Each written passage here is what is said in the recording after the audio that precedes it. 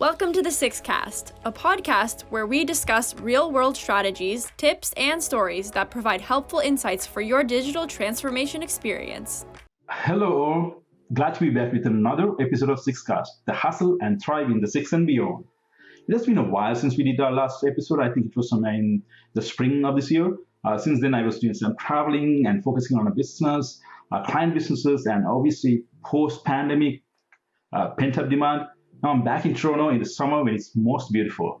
Today, I have a very good friend of mine and a special guest joining us from Toronto, Mike Magnacca, the VP of Marketing at Corl, which we'll learn a bit more about. Mike and I have known each other for several years, collaborated in different business settings, did our MBA at Schulich together on several business startup ideas, tech startup ideas, and currently he contributes to my business as an advisor. Mike, welcome to the show, and absolute pleasure to have you. Thank you for having me. So just to give a brief intro about Mike, he has 10 years of experience in marketing, innovation, design services, and design agencies. He has managed, owned as well, partially initially, two agencies that led multiple about 8 full-time employees. He has clients from a variety of verticals, Fortune 500 companies, 5-star hotels like Ritz-Carlton, Fairmont, my favorite, and more, retailers across North America, tech startup. That's impressive, Mike. I mean, what you achieve is impressive. He's also a former MBA marketing professor at Schulich School of Business, where I too had the privilege of being a guest speaker at some point. He has an MBA from Schulich. As well, he has a BCom from University of Guelph with the strong emphasis on marketing. He is currently responsible for Coral's marketing and business development activities. We'll talk more about it. But more than that, I want to tell something about Mike. I see him as an empathetic leader. He's a good leader with very mild-mannered, very kind person, and I've noticed that many times. So it's a personal note. It was not on your bio, but something that I wanted to say, Mike. So without no further ado, let's get right into it. Mike, tell me a bit about yourself. How did you get started? How's your life journey so far? And what do you want to achieve in life? And what kind of impact you want to make in the world? I know it's a little bit of a loaded question, but I think I want to, get right into it. Yeah, absolutely. Well, first off, thank you for that very kind introduction. I really appreciate it. To answer your question in terms of how did I get started? And for me, coming out of my undergrad, I had this vision that I just wanted to work for a really exceptional company, even if that meant I'm just grabbing coffee every single day. I just wanted to be surrounded by great people.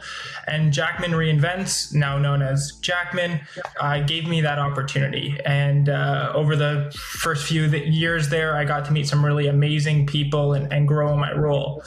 At that moment, I had around 3-4 years in, I started doing my MBA part-time, which is, of course, where I met you. And so coming out of that MBA, I had about 5 years of experience at Jackman, and I was ready to try something a little bit more entrepreneurial. And that's when I started my first agency with a longtime friend and really good colleague, Michelle, who I'd worked with at Jackman. And the two of us over 2.5 years, built out that first marketing and design agency with some really awesome clients. We got to work with the beer store. We got to work with the University of Waterloo. We got to work with Joe Mimran on a client in the US. And that was really just an amazing experience.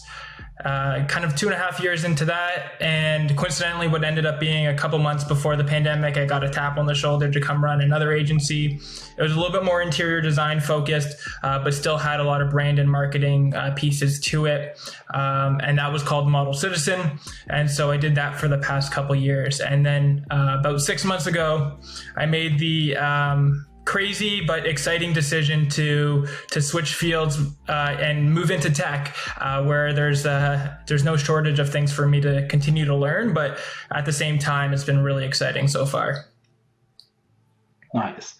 So how has that shift worked out for you, Mike? I know you talked about it was a little bit more touchy-feely work that you had done in terms of with hotels and restaurants and storefronts and design. You're moving into tech.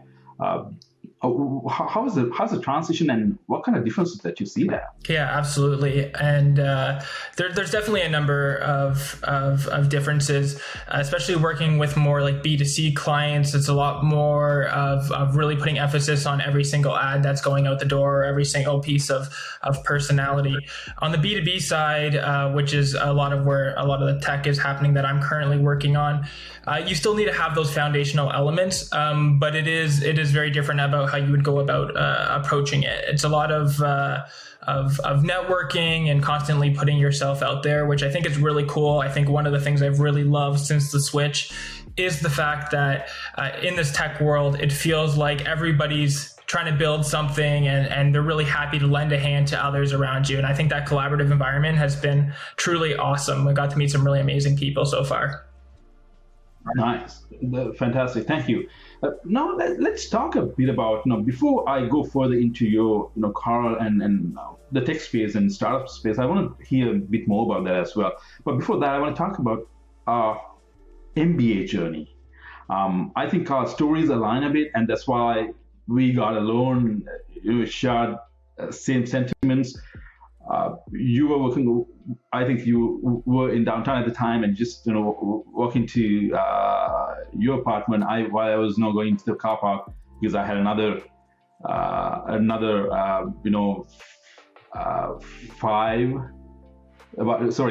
40-minute drive from there. I sit down in the car before starting. I'm like, no, I relax. It's end of it's such an end of another tough day, and I would just sit there about 5 minutes, just try to catch a breath, and that's how it was.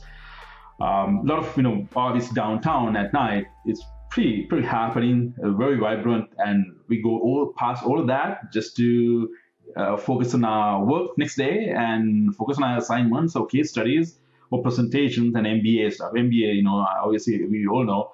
With Schulich, they get us, working pretty hard, which I'm not complaining. So it was a great experience. But I think, how did that experience at your business school help you get where you are right now? Did it change your mindset? It changed my mindset. I mean, I started 6 Senses 1 semester into the MBA back in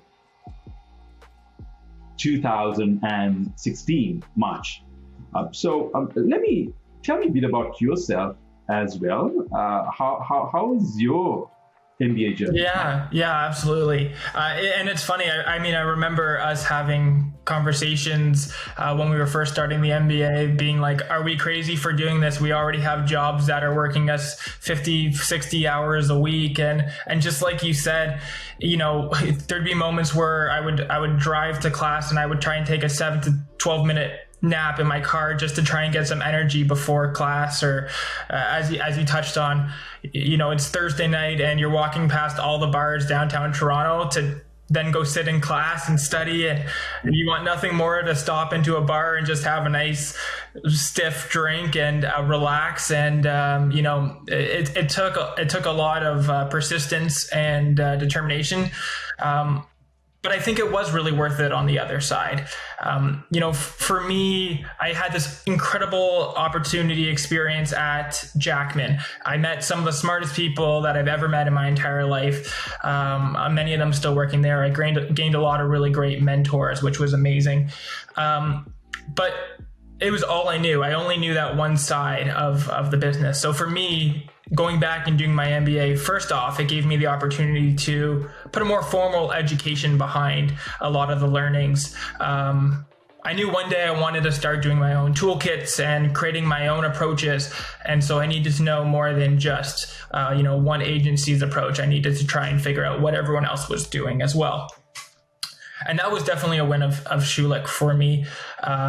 But I actually think that was maybe the second biggest win. The biggest win actually from Schulich came from the confidence I gained from the conversations that I was having with a lot of the professors, and learning about areas that I could improve and where I was weak. And coming out of the other side, I actually felt, although I was always terrified of starting my own agency, I felt compelled and excited to do it. And so, I give Schulich a lot of credit for that, because I don't know, without doing my MBA, if I would have had the confidence to try and go out and start the first agency. It definitely was a huge component of that being a success. Yeah, I think it goes very, the story goes very similar to mine, actually. The first couple of months into the course, the first course that I took was the Skills for Leadership. I thought, okay, am I paying the top dollar to learn about skills for leadership? I can just Google and learn from Google, right? I mean, that's the common thinking, and obviously that is the life changer for me. And I completely changed the way I saw business, the way I saw myself, and the opportunities that I had ahead of me as well. I was able to reframe my skill set fit into a more of an entrepreneurial opportunity, as opposed to just working for someone else. And like literally, even before the first semester ended, I had started my business, had my first client signed up. A couple of people started working for me. That was a huge winner. And by the time I learned math and physics for my undergrad. I had no formal education until that time in marketing, even though I was very much involved in marketing and strategy and e-commerce for the longest time. And this completely gave exactly what I wanted. And this is exactly what I wanted to do, like about 10 years back, from about 2008, when I was thinking of doing an MBA. This is where I wanted to do. And this is where I started. And if I had to repeat it, in Canada, I would say I would go back to Schulich. So I have to definitely, same as you, I give a lot of credit to Schulich.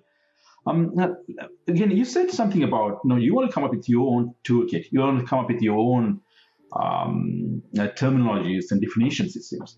That is very interesting. I also too believe that marketing and branding and even tech, it's not black and white. There's a lot of gray. There's a lot of flexibility within the definitions. It's not physics. It's not engineering, right? So it's different. You can. There's nothing.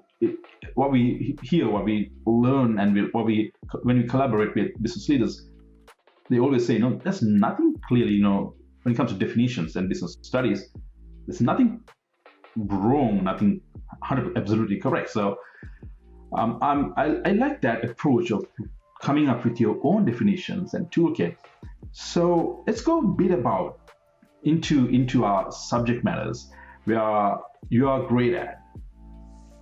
What's your definition about of brand, and what's the textbook definition? It's a really good question. So.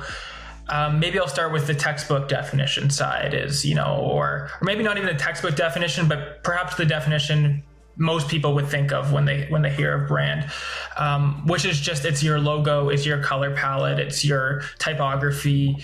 And that's basically what brand is. It's your visual representation. But personally, that's not the definition that I use over the course of my agencies that I've taught or believed in or tried to convey to others. My definition of brand is really about anything that your potential customer thinks of when they hear your customer name, or when they hear your business name. So that can be true or that could be untrue. It doesn't matter. A customer's perception is truly actually their reality. So I want to give actually maybe an example that I used in one of my lectures with the students. I put up a picture of Haagen-Dazs, and we went around the classroom and we said, just looking at this, what comes to mind? And everything that you know about Haagen-Dazs, what comes to mind? And we heard words like premium, and we heard words like European because it's got the double dot over the A, I believe. And we tried to even guess where it was from, and a lot of European or Nordic answers. And the reality is Haagen-Dazs is built out of, I think it's somewhere near Queens, New York. And the Haagen-Dazs brand was just this, it's just this kind of persona that they've put out there, and it's convinced people that they are something that they are not. And I think that's really interesting from the standpoint of like, as marketers, I'm not saying we should try and mislead people, but the perception that customers have of you is actually their reality. And so we need to spend the time truly understanding what they think, because what they think is more true in many cases than what we actually are as a business sometimes. So, going back to your question of what is brand, well, it's anything that's going to impact your perception of the business or what they think of. And so, that could be a logo and typography and colors. But in my mind, it also includes like, what's your experience online or in store or through an app, or what does your marketing look like? What are you putting on a billboard? What are you doing even on the front lines of talking and interacting with customers every single day? All those sorts of things contribute to creating your brand. And so I think when you start to put that mindset on what a brand is, you're going to start thinking about how to build your brand and your brand's credibility a little bit differently than if you just think about it as a logo. Right. So so in essence, it's a summation of many things. It could be how your employees feel about your brand, about your company, how their culture, the management, the vision as well, what they believe, their value delivery, right? And end of the day, it's all from the perspective of your customer or the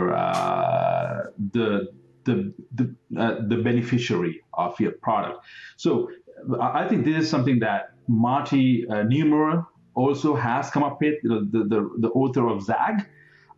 He has also said that it's the perception, or rather how customers or recipient feels about a product or a service or a company or a person, right? And I think that's absolutely correct, as opposed to you're looking at your typography, graphic designs or logos. There are elements of brands, obviously, but end of the day, it's about how customers feel. Now, could that be a unique feel, or is it like unique to each other? So there could be multiple brand I would say, impressions on multiple people, right? This multiple different. It could. So, is it a unification of all of that perceptions? Can we consider that to be a value? Absolutely. And I think you hit the nail on the head too, which I didn't touch on, but it was a good point, was even how your internal employees feel. That's going to be a huge part of building your brand and how they're going to interact with the customers. Right. And I think that's a big piece. So in my mind, brand is all these different things that impact the way a customer feels about your business. 100% about the employee piece. I had a alumni event from Warwick where I did my exchange in Toronto, downtown Toronto, a couple of months ago. I met one of the employees of Lindt, and as soon as I said, I went to the Lindt store in Zurich. Her face lit up. Oh wow, is that what? This is what. Show me the picture. I showed the picture, which was like, what? This is what it is. And she kept talking about her company, and that told me that she's so passionate about her brand. She's so in love with that brand. She loves the fact that she's associated with that brand, and it tells a lot about that company. It's beyond customers. It's pretty much everyone in the value chain is what I realized. So in terms of understanding your brand journey. If you're a new customer or a new business, or you're rebranding, or you're trying to take a different path, what's a brand structure? Where do you start? Are you going to be looking from outside in? Okay, that is a beautiful house. This is not a beautiful house. This is a nice car. There is a performance car. There's a luxury car. Or is it the other way around? What is it? What's the correct way of? What's the right? Yeah, absolutely. It's a really good question, and honestly, it's probably one of the largest sort of gaps or errors in a lot of the ways that I have seen other businesses operate. They're very quick to try and put out a logo or something like that, but before you get to any of that, before you get to a brand name, before you get to typography or color or your marketing or all those things, you need to do two things. One, you need to start talking to your customers or potential customers if you don't have any customers yet, and get their feedback. And now I would say there's many different ways to do this. You can go do deep dive through customer segmentations. You can do customer personas, ideal customer profiles. There's various different approaches depending on how much money and time you have. But the point is, do the exercise. Whether you're doing the long version or the short version, do the exercise. Talk to these people and get their feedback. And try and do it in a way where you're not trying to get them to just tell you what's great about your product or your service.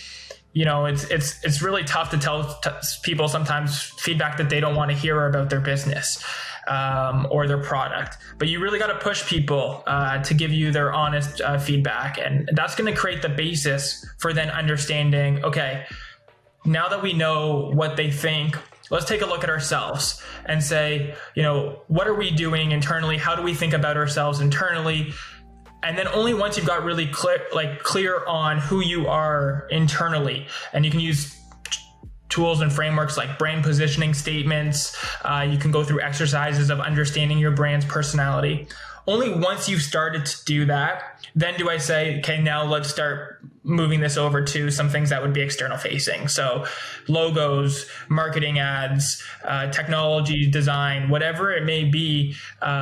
All those sorts of things need to come after you got a clear understanding of who you are. So essentially, knowing who you are, understanding who you are, what you believe deep down is a major part of the brand. Correct. Yeah. Right. Okay. So now talk a little bit more about going into brands, and you touch base on a little bit of mistakes most of the brands businesses make. Are there anything else? Is there anything else that you want to say about the majority of the businesses that you have? The mistakes that you have seen. Majority of the brand mistakes businesses have made. I know you said some, but are there any specific examples that you can point out? So. That could probably help medium or small, even large companies not do. Yeah, it's a good question. I won't throw any of my past clients in front of the bus. I feel like that would be a bit unfair considering that they were paying clients. But, I really think if you understand the gaps that you are trying to fill, that is so easily said, but in reality, it's so infrequently done. When you think of the mind of a lot of CEOs, and perhaps I was one of these as well, it's really easy to see what's so amazing about your company or your business or your idea. You don't always, you always hear those stories of being afraid to tell the CEO the bad stuff that's going on at the company. And I think really great companies have leaders that are willing to listen, both to the good, but even more so to the things that aren't going particularly well. So I think that's a big piece of it. And I think the other side of it is set the strategy first, set a North Star, if you will. This is a North Star is a great term that I learned at my time at Jackman. Set where you want to be 100 years from now or 10 years from now. And then, you can be flexible in terms of how you get there. But if you have a leadership that has a clear sense of where they're trying to get to, it's going to make the process easier. It's going to help the team buy into it better. And then you're going to have a stronger brand in the end. Nice. Thank you. I like that. North Star. example? Is it proprietary? Can we use it as well? Clearly, I've started using it, so I will have to gain some permission on that. But thank you to Jackman for teaching me that one. Yeah. Yeah, nice. It's I think it's very similar to VHAG. The Dashes Go. It's the same thing, but I love that North Star. We are in Toronto. We are also in Canada. That not goes pretty hand in hand with what we believe here. Anyway, the next question is about the difference between product and service offerings, and the difference in brands in terms of what are the difference between a product-based brand and a service-based brand? Are there any other types of brands? Yeah, it's a really good question. And honestly, this has been one that I've been continuing to learn about through a multitude of different ways. So for example, my agencies would be more on the service side and doing marketing in a service oriented way, versus some of our clients would be more product or good oriented marketing that we'd be helping with. But maybe just to take a step back, kind of explaining the difference between the two, just to help set it up. So one, product marketing is a little bit clearer. Like you have a product, and it's everyone's getting the same product. Think of laundry detergent. You know what you're getting. You can see the different products and what the different lines of cold water or extra fresh or some of the other brands that they would have or sub brands underneath it. And then you have services, and services are much more challenging in my mind. Think of services as you want to hire an architect to build a house for you. So it's been really interesting going through the exercises of having the opportunity to work with both. And there's a few things that have really jumped out at me that have been great learnings along the way. Products or goods, they tend to be very standardized. They tend to have like a set experience associated with them. You're gonna go into the grocery store and you're gonna pick out these products, and they're gonna be there, and you know what to expect. You know how they're gonna work, and all these sorts of things. Services are a little bit different. Services, you might be hiring an architect, and he's going to build you a house, but you don't know what your house is going to look like in the end. And so you have to take a little bit more of a leap of faith. And so it's marketing's job to then convey the credibility that, hey, even though we don't know what you're going to get in the end, we want you to have confidence in hiring us along the way. And the other thing that's kind of along the same thread that's really interesting is that with products, they're produced and then they're sold, and that's two different pieces. But with services, a lot of times the production and the execution of it are in the same moment. So just using the example of the architect again, you are not sure what you're going to get, and you won't know until you're halfway through the process or 3/4 of the way through the process, and he's ready to show you his work or her work, that if you like it or not. And that's pretty significant in terms of thinking about how you create the marketing around that.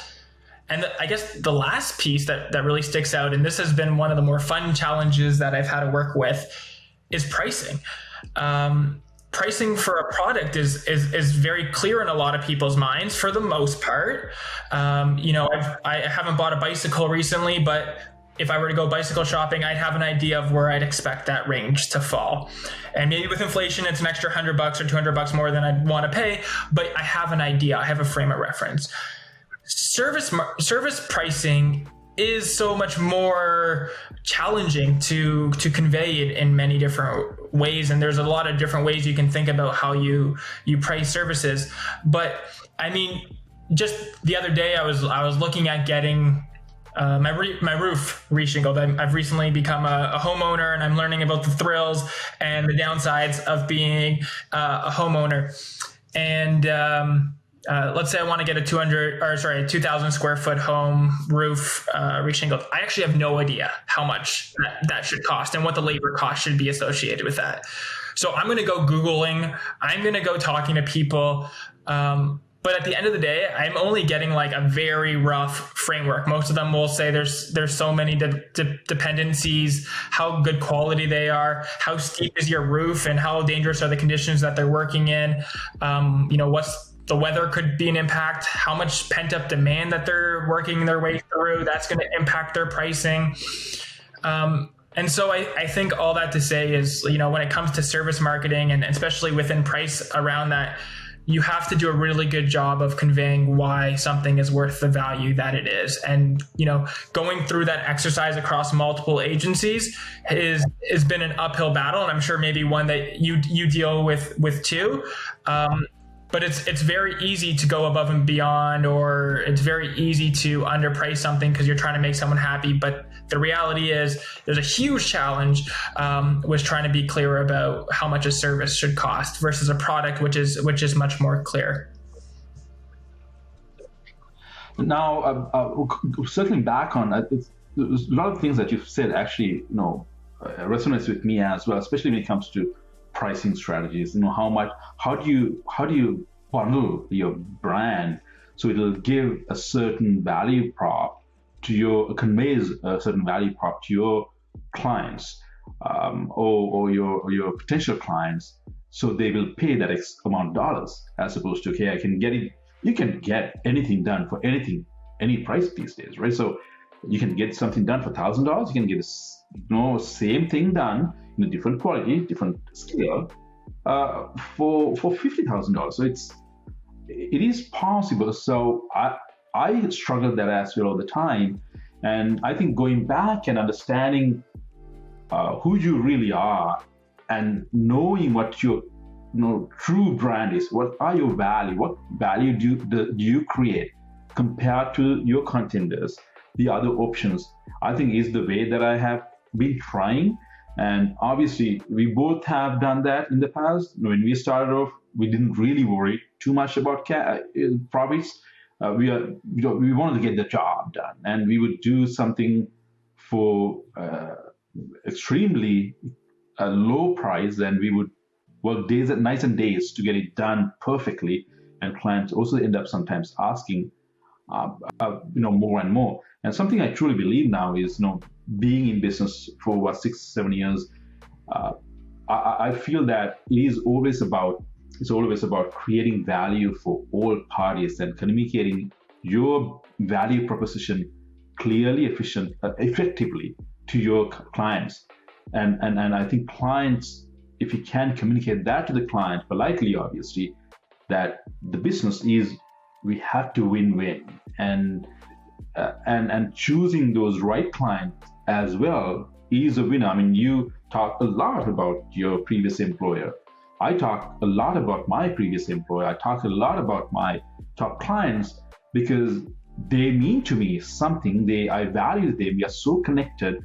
We gel well, in other words. We have a good sync, and we have that trustworthy, understanding relationship that I think now they understand. Okay, they will say, hey, if you want to increase rates, please increase. You haven't increased for a while, and that's okay. And one of my clients told me, because I felt bad about increasing, and they said, no, do that. So going back to that, they know you in your value offering, you are trustworthy. You have, again, part of the brand. You're trustworthy. You will deliver on promise. You will stay. You will still go above and beyond. You will work nights and days if you have to. You'll be there for them, so it'll make their business better. They make life easier.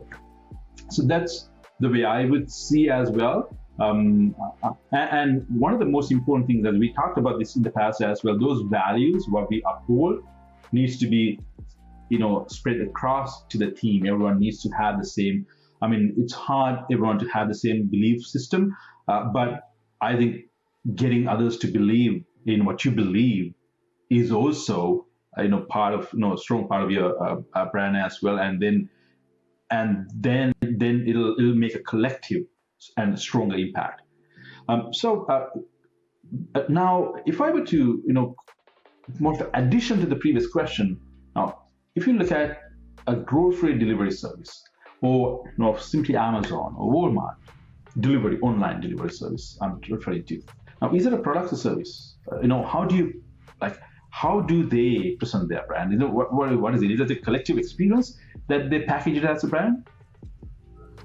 Yeah, I guess there's a lot of interesting things tied into that question. So I'll touch on a couple different things. So first, I think you bring up a good point. No, very few businesses are 100% product or 100% services. A lot of them fall points on that line, and that's important to note. I think the second thing is just about how technology has become such an impact in brand in some ways. And I think this actually goes back a little bit to that North Star sort of opinion or comment. I think technology needs to be used, whether you're Amazon or anything else, as a point along the line of a strategy, but it is not a strategy in itself. For example, Amazon's a real business in my mind. I believe they're in the business of convenience more than anything else. Yes, they're an online book retailer and now a multitude of other things. But in my mind, what they're really in the business of is delivering products so conveniently, so simply that like you hit 2 buttons now, I feel like. My credit card is charged and it's at my door the next day. And in some spots in the USA, like it's like hours to get stuff delivered, including groceries. But again, just to illustrate the point I'm trying to make here is that for me, their website or their e-commerce platform, that's actually just a byproduct of trying to have a really great strategy around convenience. And so when businesses think about technology, I would first ask yourself, what business are you truly in? What are you ultimately trying to achieve? And then use technology as a way to bolster you to getting closer to what your end strategy is. And if you do it like Amazon, it's obviously a very core part to their strategy and an important part. And, obviously they have incredible developers and things like that working on it every day. But that is feeding into a larger strategy and a larger purpose. It's not just a fast website for the sake of being fast.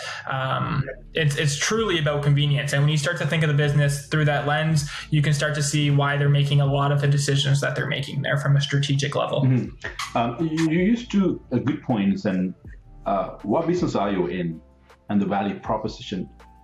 Can we talk a bit about that? I mean, you're big on value prop. I know from previous conversations we've collaborated, from our collaboration, you have said what business are you in and what's your value proposition. Can you talk a bit about that? Anyone who hasn't really thought about that, when you're starting a business or you've been starting, doing an extension to your business, you're excited to do something pretty quickly, but you forget what you want to do, who your target customer is. But let's not go into target customers, but value prop. Can we talk about that as well? What business are you in? Yeah, absolutely.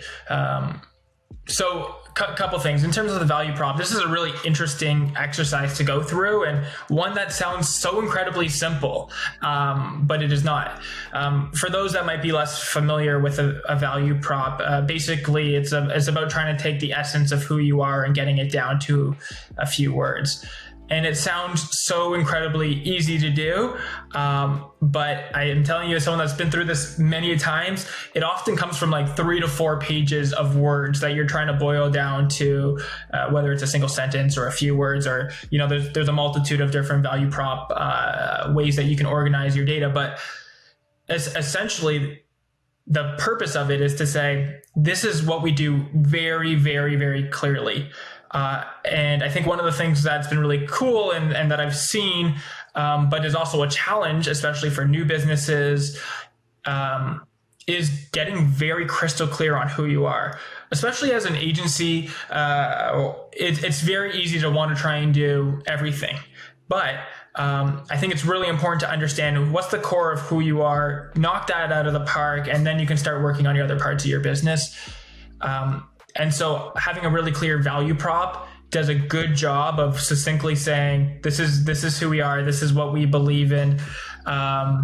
and this is going to be the strategy for the way forward. So I think that's really core to any business. And if you're still unclear on exactly what your business's value prop is, take the time and do the exercise, because you should be able to say it in 5 seconds or less, unlike the answer that I'm giving right now, which is a little bit long-winded.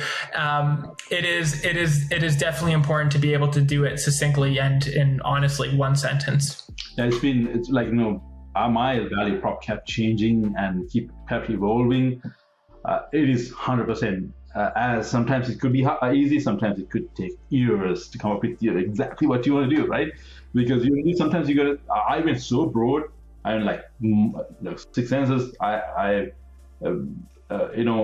Imagine having 6 pillars of business, like doing so many things, including finance and all of that. Now we are very much focused on 2 things, 2 to 3 things: technology, acquisition, and strategy. Now, how I'm going to do that, package it nicely. It keeps evolving, and external environment changes, internal changes, your beliefs changes, and economical changes. As a result, your value proposition change as well. Before we wrap up, I have one more question to get your opinion on customer experience, CX. Something that I'd love to touch upon if you have some time. What is customer experience, and how does that play into your brand? How does that help your business in general? Give me a bit of and some examples we could come up with as well of excellent customer experience. Yeah, customer experience is becoming a truly more interesting and known sort of section, especially within the technology field, but it definitely extends way past technology companies. Few thoughts that come to mind. So customer experience is basically, people like to think of it like as the buying journey, but in my mind, it actually starts way before the buying journey starts, and it extends long beyond after you've made a purchase as well.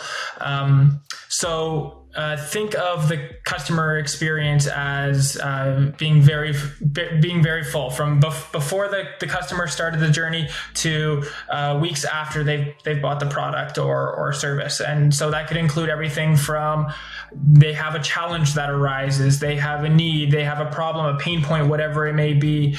Let's say I wanted to buy. I was thinking of buying sunglasses, but it started with I was driving around and I was getting sun in my eyes. It starts with a problem, and then you start looking at, okay, what are solutions to having sun in my eyes? Well, then there's sunglasses or visors or whatever it may be.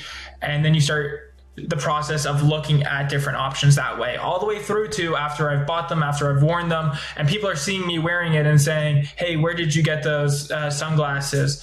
All of that falls to the customer experience, or the customer journey, if you will. In tech, that it's most commonly thought of like, what's your customer experience of your app, or going through the user experience of the app. But I think in most businesses that are trying to understand customer journey, you got to think of it much larger than just being within a certain program or where you're clicking on a website. It's long before and long after that process too. Thank you, Mike. So to wrap up the conversation today, I think it's a great learning. Something I like about doing podcasts is that it is a mutual learning experience for both parties. You start reading things that you don't know, so you can prepare for the podcast, and the conversation is amazing, just very educational. The environment is very conducive to learning and improvement. That's something I really love about this conversation, Mike. So thank you very much. I have one last question. What's the future hold for Mike? I feel like that's a little bit of a loaded question. I feel like as entrepreneurs, we're always trying to think of, what's next? What's my next step? What's my next plan to get there? Where do I want to be? But I will say, since joining Corl about 6 months ago now, that's been really cool for me. One, it was a huge change into a tech world where I don't know too much about. We do things with blockchains and cryptocurrencies, and this is an area I've had to spend a lot of time researching, and I still feel like I know 1% of what there is to know about it. But I've been really happy with Corl in terms of like the team that we've put together. They're all very entrepreneurial. I've really enjoyed working alongside other builders from that standpoint. I think we're going to do some really cool things very soon that I can't talk about yet, but if you follow along for some announcements, hopefully we'll be putting some things out soon. But I've just really enjoyed the ride. Honestly, I've really enjoyed having to learn from the beginning again. It's been very terrifying some days trying to learn about stuff from the beginning. But I've also been able to apply a lot of those other marketing and stuff learnings into this space and bring a different perspective than how perhaps more of a traditional tech marketer might have thought about things too. So it's been awesome. I don't know what the next 5 years will hold or 10 years will hold, but I do think I'll be somewhere in tech. I have really enjoyed the collaborative nature of the environment, and obviously technology is the future. So I'd like to be part of that and part of creating it. Thank you very much, Mike. The conversation was amazing. Lots of learning, lots of great ideas came out of this. I think the conversation will really help most of the entrepreneurs, the business leaders, and some of the material that we talked helped me as well. I think help others as well. So it'll help others as well. Thank you very much again for your time, and hope to do something like this again in the near future when new announcements come out from Corl. We didn't have a lot of time to talk about Corl, but I think probably another time. Thank you again, and have a great rest of the summer, and we'll catch you soon. Thank you so much. Thanks for having me. It's honestly, it's amazing chatting with you with our journeys and how they've overlapped, and Six Senses is doing some awesome things. So it's really cool to get to see you grow through the process too. Thanks, Mike. Thanks for listening to this week's episode of the Sixcast. We'd love to connect with you, so feel free to comment or reshare. You can also find us on Instagram, Facebook, Twitter, and LinkedIn at Six Senses. Bye for now.